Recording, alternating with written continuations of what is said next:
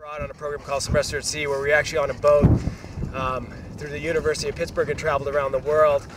Visited 13 different countries, primarily third world countries. Definitely an eye-opening experience and changed my outlook on the world. Hobbies? I got a lot. But most recently we were shooting a TV show called Beyond the Break on location in Hawaii, and I picked up stand-up surfing, better known as beach boy paddling. It's an old ancient tradition that the Hawaiians use as a way of surfing. They would actually use kind of old big logs, and the best thing about the sport, it combines fitness, balance, agility, mental clarity, and all those good things to kind of stay focused and stay on the waves and not get wet. The strangest, wackiest situation I've ever found myself in was fly fishing in Kodiak, Alaska. The fish really weren't biting in the morning, so in the afternoon we went upriver to go talk to a biologist who was working at a weir. That's where they count fish. And the guide had told us, be careful of grizzly bears, and whatever you do, if we encounter one, do not run. Anyway, we're on our way back to the skiff. We come around some tall grass, and sure enough, there's a large male grizzly bear with his front paws in our boat. And sure enough, all three of us, including the guide, literally slammed into each other, trying to run. Her dog tries to get in the boat. We all get in the boat. The bear kind of stumbles away across the river.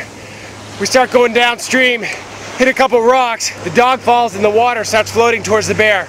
Literally looking like a hot dog coming towards the bear for his meal. But the bear really didn't care.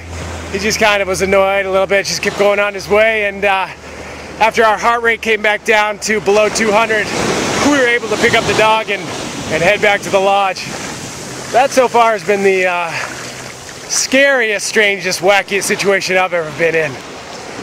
Last year we took a 10-day trip in Chile on the Fulafú River, rafting down Class 5 rapids, and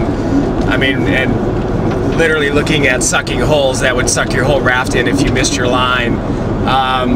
Some other trips that we continually do over the years is we do a trip down in southern Utah called White Rim, which is a 100-mile loop, self-supported. You bring your own food, you're on mountain bikes the whole time, and you have 5 permanent camp spots. And the range keeps going. We do fly fishing trips to Kodiak Island, which is this island that has the largest Kodiak grizzly bear in the world, and you're out there, you're walking around on these trails, and there are bears everywhere. So I think what I could bring as a host is experience and a lifetime, or 39 years, let's see, I've been probably hacking around the woods since I was about 7 years old, so experience would be the thing I would bring to the show as a host. The reason I'm qualified to host a show like this is because of my passion for the outdoors and my experience.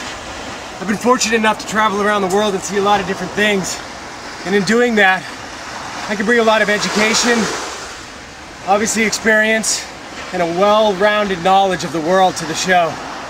That's why I'm qualified.